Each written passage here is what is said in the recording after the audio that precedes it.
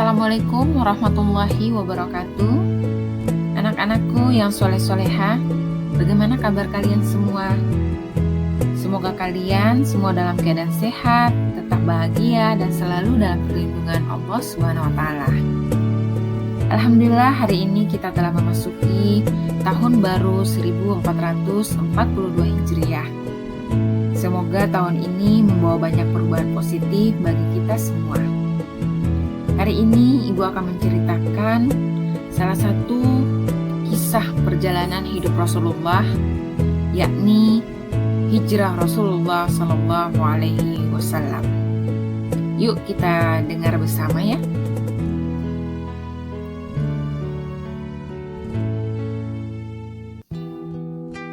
Kaum Ansar, demikianlah Rasulullah Sallallahu Alaihi Wasallam menjuluki para sahabat barunya dari kota Yasrib. Sebelum kaum Ansar datang, rasanya dakwah Islam akan berputar di sekitar Mekah saja. Padahal seluruh penduduk Mekah sudah diteror habis-habisan oleh para pemimpin Quraisy agar tidak menjadi pengikut Muhammad. 13 tahun sudah Rasulullah menyebarkan risalah Islam di bumi Mekah.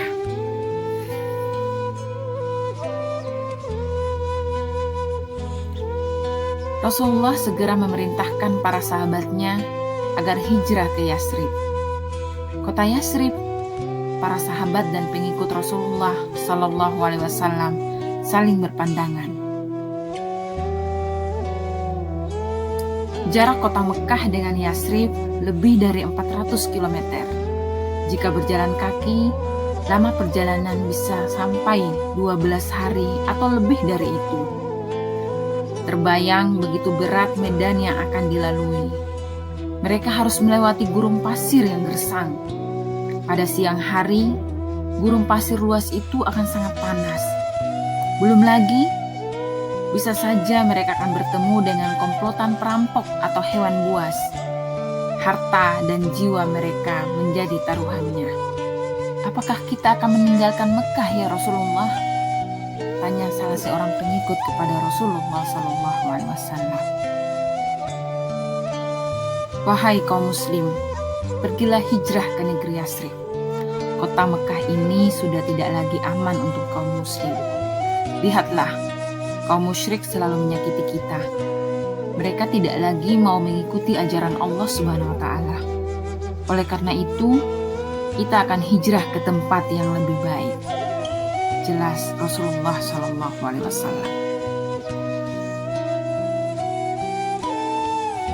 Ternyata berita tentang rencana Rasulullah Sallallahu Alaihi Wasallam dan kaum muslim hijrah sudah mulai tersebar. Sesuai petunjuk dari Rasulullah, akhirnya berangkatlah kaum muslimin ke Yasrib secara beransur-ansur dan sembunyi-sembunyi. Namun tidak demikian dengan sahabat Rasulullah, yakni Hamzah bin Abdul Muthalib dan Umar bin Khattab. Hamzah bin Abdul Muthalib berangkat terang-terangan sambil menyandang pedang. Sorot matanya seolah-olah berkata, "Siapapun yang berani mencegahku akan menghadapi tebasan pedang." Melihat sorot mata itu, tidak seorang pun Quraisy yang berani bertanya-tanya. Begitupun juga dengan Umar bin Khattab.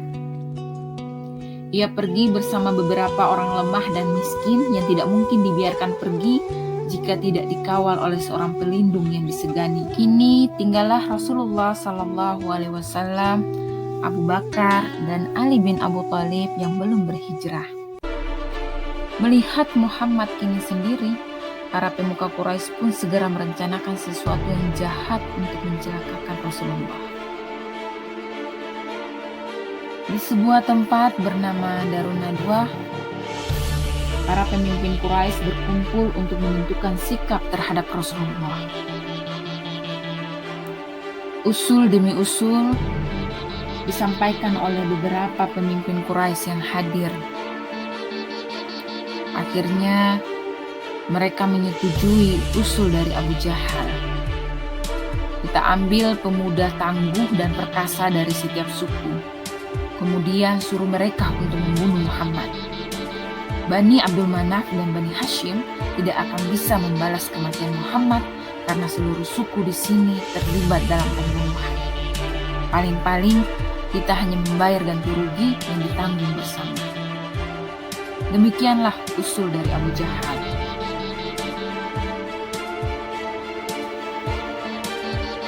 Rencana kaum Quraisy itu pun dibocorkan oleh malaikat Jibril kepada Rasulullah SAW. Ya Rasulullah, janganlah engkau tidur malam ini di atas tempat tidurmu. Sesungguhnya Allah menyuruhmu agar berangkat hijrah ke Yasrib. Jibril pun menyampaikan bahwa kawan hijrahnya Rasulullah adalah Abu Bakar. Seketika itu juga Rasulullah berjalan di tengah matahari terik sambil menutup muka dan kepalanya menuju ke rumah Abu Bakar. Beliau memanggil-manggil sahabatnya itu. Abu Bakar terkejut. Ya Rasulullah, ada apakah gerangan sehingga engkau datang tergesa-gesa pada siang hari yang terik ini? Allah telah mengizinkan aku hijrah, ya Abu Bakar. Dengan hati berdebar penuh harap, Abu Bakar bertanya, berkawan dengan saya kah ya Rasulullah? Rasulullah tersenyum sambil berkata, ya, dengan izin Allah. Saat itu juga Abu Bakar menangis karena begitu bahagia. Sudah berbulan-bulan lamanya ia berharap agar Allah memberinya kehormatan untuk menemani hijrah Rasulullah. Rasulullah SAW cepat-cepat kembali ke rumah dan memanggil Ali bin Abi Thalib. Beliau berpesan agar Ali mengembalikan semua barang yang tadinya dititipkan orang-orang kepada Rasulullah. Kemudian beliau juga meminta Ali untuk tidur di tempat tidurnya menggunakan selimut yang biasa beliau gunakan. Malam itu, datanglah para pemuda utusan kaum Quraisy yang siap menjalankan misi untuk membunuh Rasulullah SAW. Ketika saatnya tiba, Rasulullah keluar rumah dengan sangat perlahan. Beliau mengambil segenggam pasir dan menaburkannya ke kepala para pengepung sambil membaca doa. Dengan pertolongan Allah, para pengepung itu pun tidak melihat Rasulullah keluar rumah. Bahkan semuanya jadi mengantuk dan tertidur. Rasulullah SAW pun pergi. Tidak lama kemudian, Abu Bakar datang setelah tahu apa yang terjadi. Abu Bakar segera menyusul Rasulullah dan berhasil menemui beliau di tengah perjalanan menuju Gua Sur. Pagi hampir tiba ketika tiba-tiba muncul seorang laki-laki tua yang tidak seorang pun melihatnya. Orang tua itu berseru nyaring dan membangunkan para pengepung. Hai orang banyak, kamu semua di sini sedang menunggu apa? Mengapa kalian tertidur dengan pulas? Kami sedang menunggu Muhammad, bukankah ia tidur di dalam? Orang tua itu menggeleng. Muhammad sudah pergi dari tadi setelah menabur pasir di kepala kalian. Bergegaslah mereka masuk ke dalam rumah. Hanya beberapa detik saja mereka sudah mengelilingi tempat tidur Rasulullah. Selimut ditarik dengan kasar dan pedang siap dihujamkan.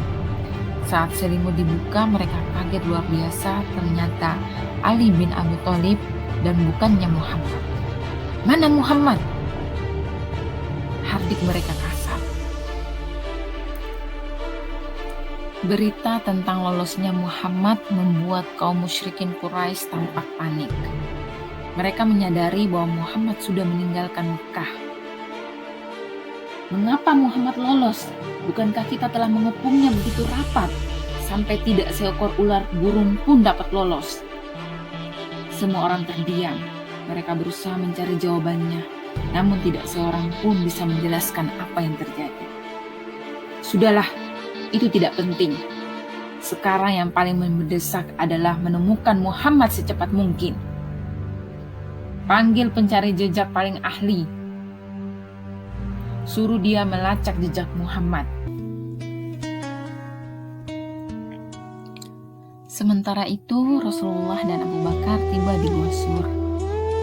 Selama berjalan, Abu Bakar sebentar-sebentar melangkah di depan Rasulullah, lalu di samping beliau, kemudian pindah lagi ke belakang. Demikian berulang-ulang. Abu Bakar, saya tidak mengerti perbuatanmu ini, ucap Rasulullah. Ya Rasulullah, saya takut kita akan diikuti oleh pengintai. Untuk itu saya berpindah-pindah berjalan di dekat Anda. Saat itu Rasulullah berjalan tanpa menggunakan alas kaki. Padahal beliau tidak biasa berjalan tanpa alas kaki.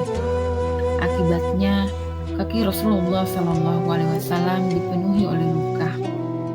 Tiba di Gua Sur, Abu Bakar meminta Rasulullah menunggu sebentar di luar. Abu Bakar tahu Gua Sur banyak dihuni oleh binatang-binatang liar, buas, dan berbisa. Tidak seorang pun manusia berani masuk di dalamnya. Abu Bakar pun masuk dan membersihkan gua tanpa menghiraukan bahaya yang mengancam. Ia merobek pakaiannya secarik demi secarik untuk menyumpal semua lubang yang terlihat. Setelah itu dengan pakaian yang terkoyak-koyak, ia menyingkirkan batu-batu. Mendadak seekor ular bersembunyi di balik bebatuan itu menggigit kakinya dengan keras. Sakit bekas gigitan itu seperti hendak meledakkan kepalanya. Namun Abu Bakar menahan rasa sakit itu dan terus bekerja tanpa bersuara. Setelah selesai, Rasulullah pun masuk. Demikian lelahnya hingga beliau tertidur dan meletakkan kepalanya di pangkuan Abu Bakar. Saat itu rasa sakit bekas gigitan ular semakin terasa menyengat sampai-sampai air mata Abu Bakar menetes. Setitik air mata itu menetes di mukanya Rasulullah. Beliau bangun dan terkejut. "Mengapa engkau menangis, wahai Abu Bakar?" "Saya digigit ular, ya Rasulullah." "Mengapa tidak engkau katakan dari tadi, Abu Bakar? Saya takut akan membangunkan engkau." Rasulullah pun memeriksa luka Abu Bakar dan mengusapnya. Seketika itu juga bengkak dan rasa sakitnya lenyap. Kemudian Rasulullah bertanya, "Kemanakah pakaianmu, wahai Abu Bakar?" Abu Bakar menceritakan semua yang terjadi. Rasulullah terharu. Beliau pun berdoa, "Ya Allah, letakkanlah Abu Bakar kelak pada hari kiamat pada derajat." Sekelompok para pencari jejak menemukan jejak mencurigakan dan mengikutinya hingga tiba di kaki Gunung Sur. Di dalam goa, keringat dingin Abu Bakar mengalir mendengarnya. Bagaimana kalau mereka sampai masuk ke sini? Bukan keselamatanku yang kukhawatirkan, melainkan keselamatan Rasulullah, kata Abu Bakar dalam hati. Beberapa pemuda naik dan melongok-longok ke dalam mulut goa. Jantung Abu Bakar hampir lepas. Ia berbisik, "Ya Rasulullah, kalau ada yang menengok ke bawah, pasti kita akan terlihat." Rasulullah SAW menjawab dengan mantap, "Jangan takut, Abu Bakar. Sesungguhnya Allah bersama kita." Para pemuda itu turun kembali ke pasukannya. "Mengapa kalian tidak masuk ke dalam gua?" "Gua itu tertutup sarang laba-laba. Tidak mungkin Muhammad masuk ke dalam gua tanpa merusaknya. Lagi pula, ada 2 ekor burung merpati hutan bersarang tepat di depan mulut goa." Lapor yang lain, "Jika Muhammad masuk di dalamnya, sarang itu pasti akan rusak." Komandan pasukan mengalihkan mukanya ke arah lain sambil menghela napas. "Baiklah, naik kudamu, kita cari ke arah lain." Pasukan itu pun menjauh. Sarang laba-laba dan burung merpati yang menutupi goa adalah pertolongan yang diberikan oleh Allah.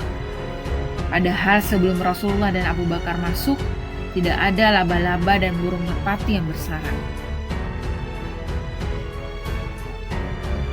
3 hari 3 malam lamanya Rasulullah SAW dan Abu Bakar tinggal di Gua Sur. Selama 3 hari ini pula, musyrikin Quraisy kelabakan. Abdullah bin Abu Bakar menjalankan tugasnya dengan sangat baik. Setiap hari, Ia memata-matai pembicaraan orang Quraisy dan menyampaikannya ke Gua Sur ketika petang tiba. Asma binti Abu Bakar setiap sore selalu mengantarkan makanan bersama Abdullah. Sementara itu, Amir bin Fuhairah yang menggembalakan kambing di luar Gua Sur selalu memerah susu kambing agar Rasulullah dan Abu Bakar tidak kehausan, sekaligus memberitahu jika ada orang yang mendekati goa. Ketiga orang itu menjalankan tugasnya dengan tenang sehingga tidak satupun orang Quraisy yang mencurigai gerak-gerik mereka. Setelah 3 hari, kepanikan di Mekah sudah mulai redah. Saat itulah Rasulullah dan Abu Bakar berangkat ke Madinah.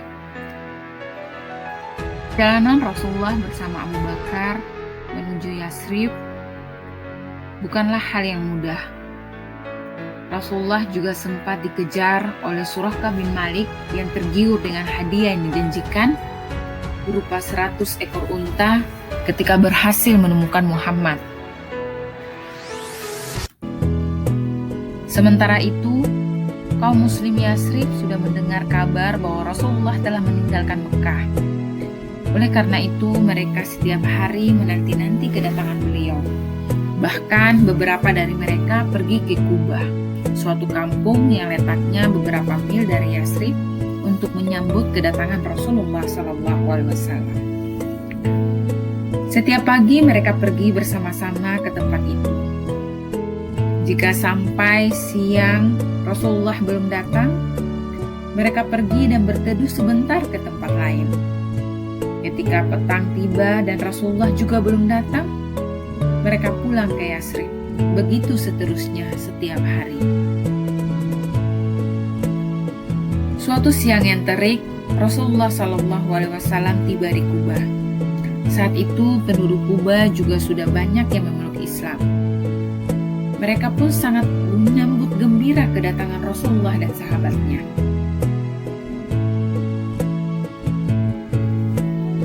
Ketika tiba di Kubah, Rasulullah bertemu dengan para sahabatnya yang lebih dahulu berhijrah, seperti Umar bin Khattab, Utsman bin Affan, dan beberapa sahabat lainnya.